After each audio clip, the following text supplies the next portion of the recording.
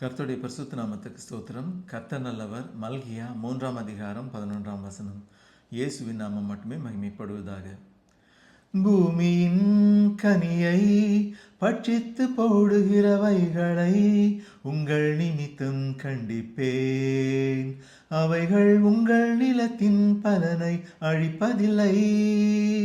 வெளியில் உள்ள திராட்சை கொடி பழமில்லாமல் போவதுமில்லை என்று சேனைகளின் கர்த்தர் சொல்லுகிறார். பூமியின் கனியை பட்சித்து போடுகிறவைகளை உங்கள் நிமித்தம் கண்டிப்பேன். அவைகள் உங்கள் நிலத்தின் பலனை அழிப்பதில்லை.